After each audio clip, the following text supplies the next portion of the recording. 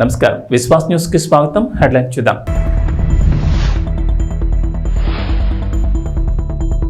జగన్ సర్కార్ ప్రాజెక్టులపై కీలక నిర్ణయం. ఆ ప్రాజెక్టుని కొనసాగిస్తామన్న చంద్రబాబు, కలెక్టర్లకు ముఖ్యమంత్రి కీలక సూచనలు.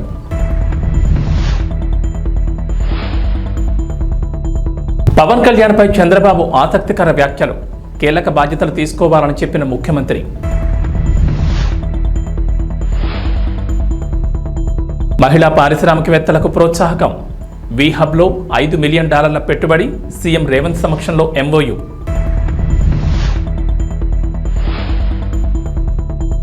రైతులకు కొత్త రుణాలపై బట్టి విక్రమార్క కీలక ఆదేశాలు.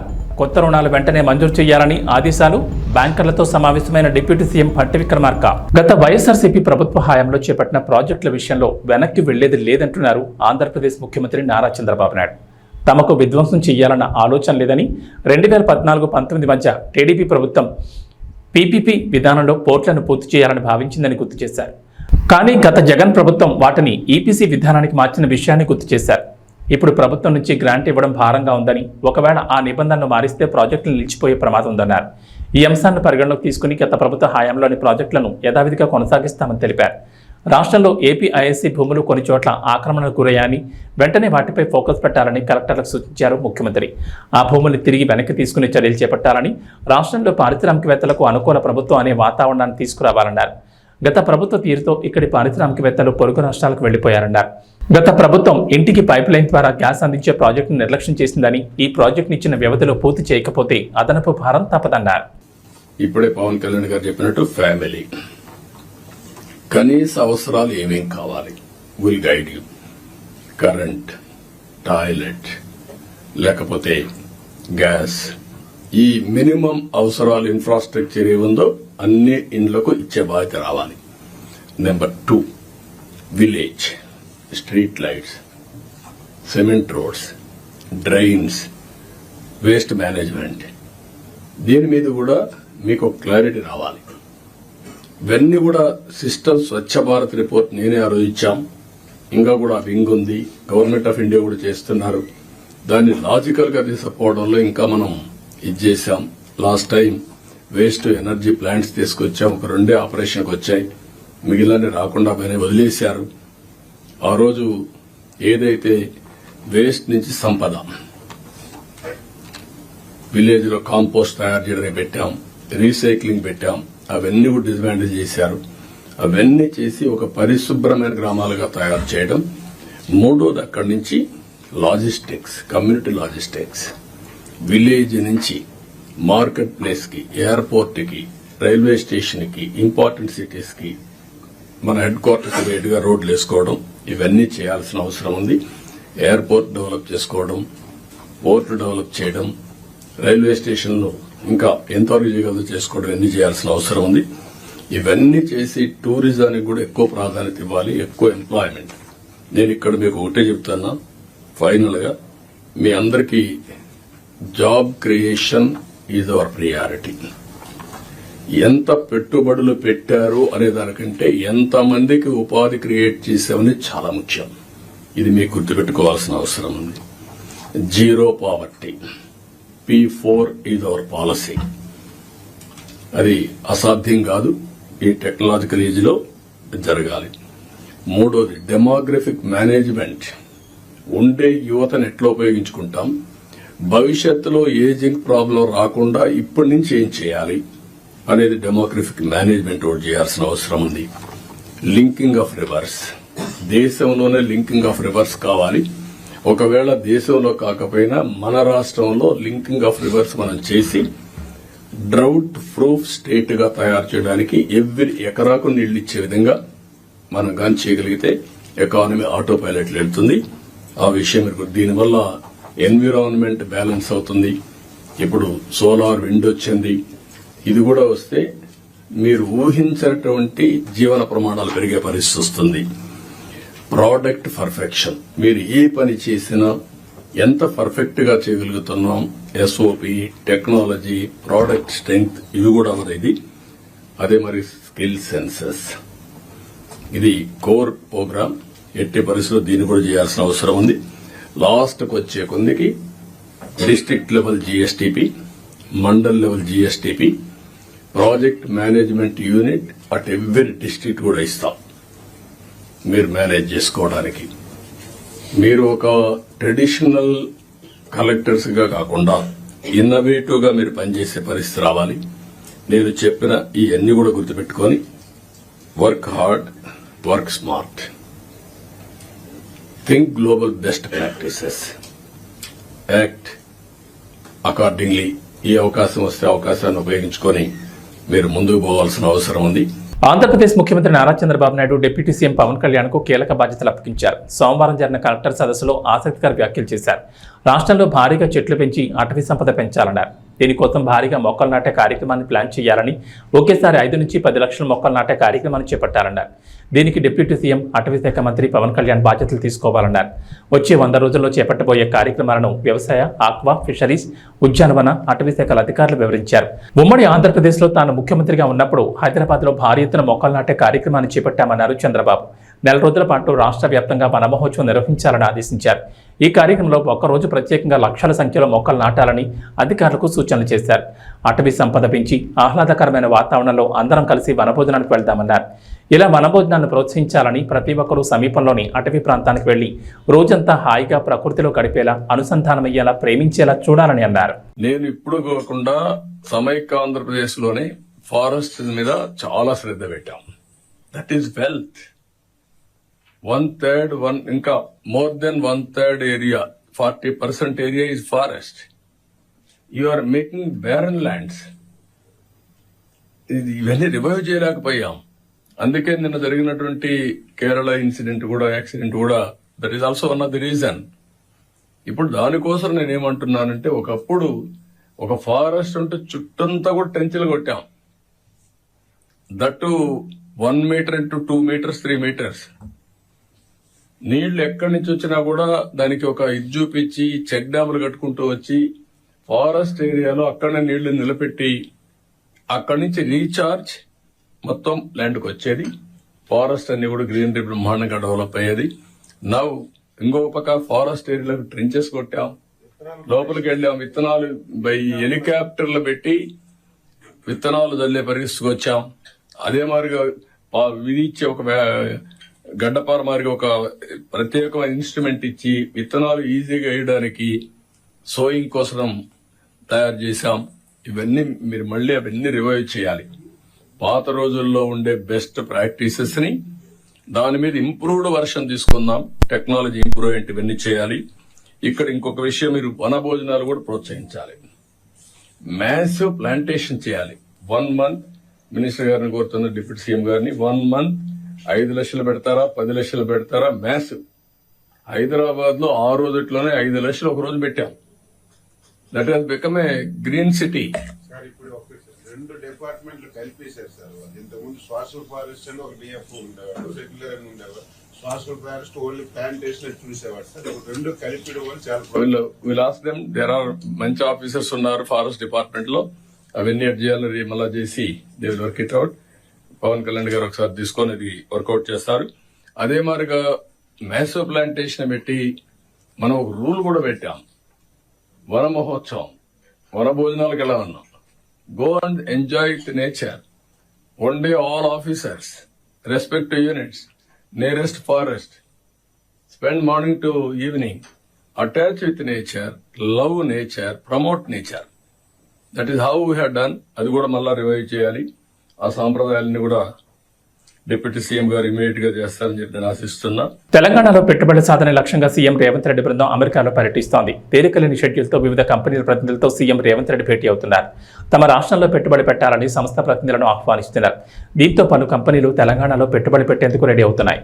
తెలంగాణ మహిళా పారిశ్రామికవేత్తలకు పెద్ద ప్రోత్సాహంగా అమెరికాకు చెందిన ప్రముఖ వాన్ష్కర్రా హోల్డింగ్స్ సంస్థ తెలంగాణ ప్రభుత్వ ఆధ్వర్యంలోని వీహబ్లో పెట్టుబడి పెట్టేందుకు ముందుకొచ్చింది. వీహబ్లో $5 మిలియన్ పెట్టుబడి పెట్టడానికి ఆ సంస్థ అంగీకారం తెలిపింది. న్యూయార్క్ నగరంలో సీఎం రేవంత్ రెడ్డి, ఐటీ మంత్రి దుద్దిళ్ల శ్రీధర్ బాబు సమక్షంలో వాన్ష్కర్రా హోల్డింగ్స్ సంస్థ ప్రతినిధులు వీహబ్ సీఈఓ సీతా పాలచోళ ఒప్పందాలపై సంతకాలు చేశారు. రాబోయే 5 ఏళ్లలో $100 మిలియన్ పెట్టుబడులను తెలంగాణ కేంద్రంగా పురుడు పోసుకుంటున్న స్టార్టప్ కంపెనీలో పెట్టడానికి ప్రణాళికలు సిద్ధం చేసినట్లు వాన్ష్కర్రా హోల్డింగ్స్ సహ వ్యవస్థాపకులు ఫణి కర్రా గ్రీక్ వాన్స్ సీఎం రేవంత్ బృందానికి వివరించారు.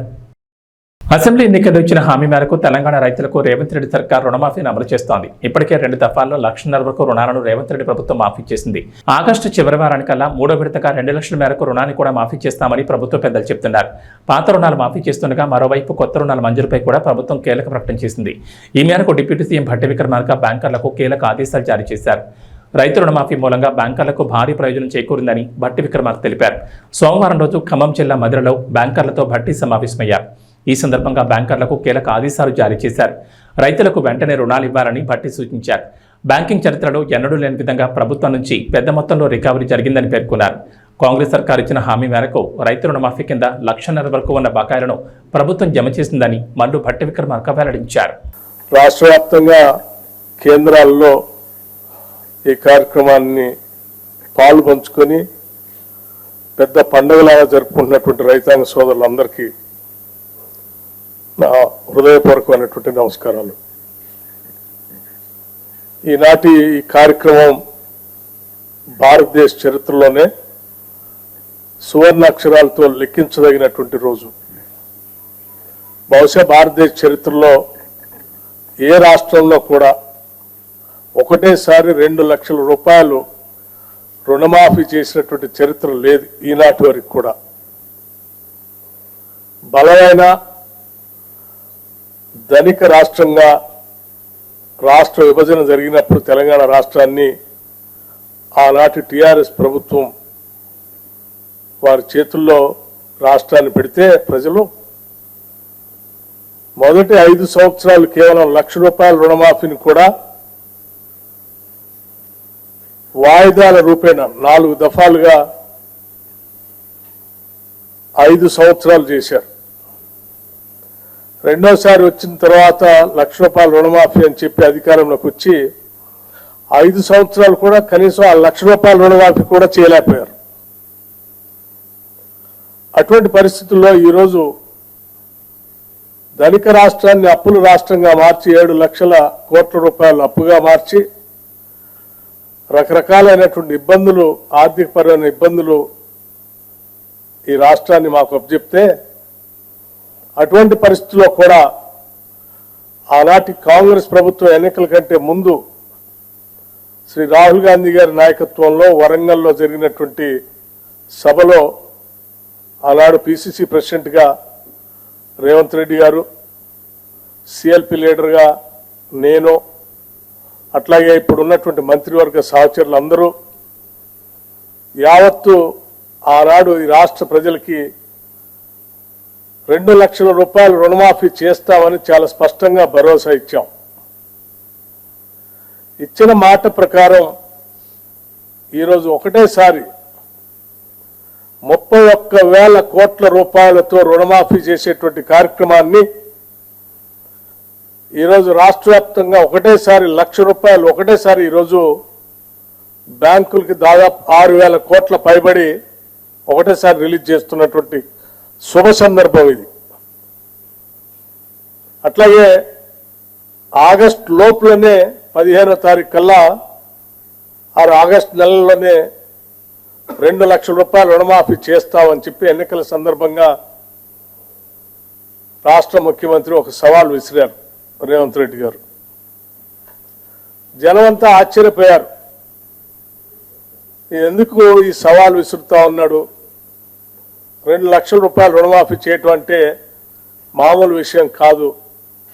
సాధ్యాసాధ్యాలు చూసుకోకుండా ఇబ్బందులు తెచ్చుకునే ప్రక్రియకి ఏమన్నా తెరలేపుతున్నారనేటువంటి భావం కూడా చాలా మంది వ్యక్తపరిచారు.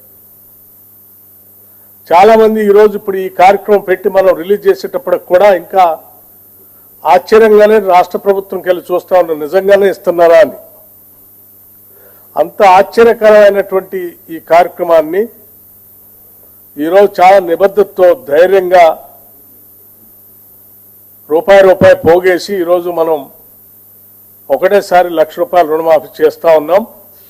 అట్లాగే ఆ ఇచ్చిన సవాళ్ళను కూడా నిలబెట్టుకుంటూ ఆగస్టు నెల దాటకుండానే 2 లక్షల రూపాయల రుణమాఫీ చేసే కార్యక్రమానికి ఈరోజు నాంది పలికాం.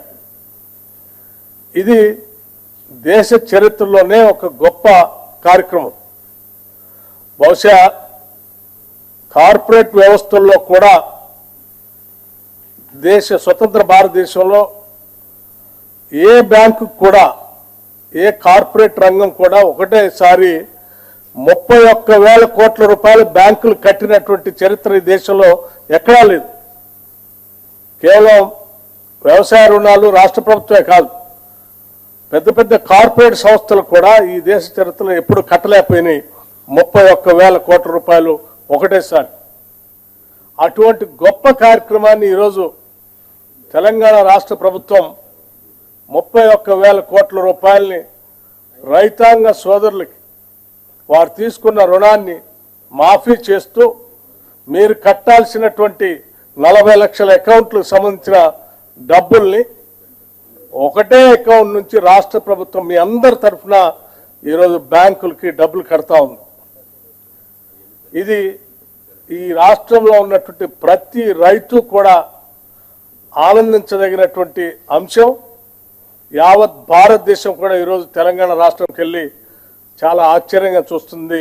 తెలంగాణ ప్రభుత్వం ఇప్పటికే ఇచ్చిన 6 గ్యారంటీల్లో 5 గ్యారంటీలు అమలు చేస్తూ రుణమాఫీ కూడా 2 లక్షలు చేస్తూ ఉంటే చాలా ఆశ్చర్యకరంగా మనకెళ్ళి చూడటమే కాదు, రేపొద్దున దేశంలో ప్రతి రాష్ట్రం కూడా దేశం కూడా తెలంగాణ మోడల్లో మనం ముందుకు పోవాలనేటువంటి ఆలోచనతో కలిగించే విధంగా జరుగుతున్నటువంటి ఈ కార్యక్రమం నిజంగా చాలా గొప్ప కార్యక్రమంగా నేను భావిస్తా ఉన్నాను. తెలంగాణలో భారీ స్థాయిలో పెట్టుబడుల లక్ష్యంగా సీఎం రేవంత్ రెడ్డి అమెరికాలో పర్యటిస్తున్నారు. పర్యటనలో భాగంగా వివిధ కంపెనీల ప్రతినిధులతో భేటీ అవుతున్న రేవంత్ రెడ్డి రాష్ట్రంలో పెట్టుబడి పెట్టాలని ఆహ్వానిస్తున్నారు. ఈ క్రమంలోనే ప్రపంచ స్థాయిలో ఐటీ రంగంలో పేరొందిన కాగ్నిజెంట్ కంపెనీ ప్రతినిధులతో భేటీ అయ్యారు. కాగా తెలంగాణలో భారీ విస్తరణ ప్రణాళికకు కాగ్నిజెంట్ కంపెనీ ముందుకొచ్చింది. హైదరాబాద్లో దాదాపు 15,000 మందికి ఉద్యోగాలు కల్పించేలా సుమారు 10 లక్షల చదరపు అడుగుల విస్తీర్ణంలో కొత్త సెంటర్ నెలకొల్పనున్నట్లు ప్రకటించింది.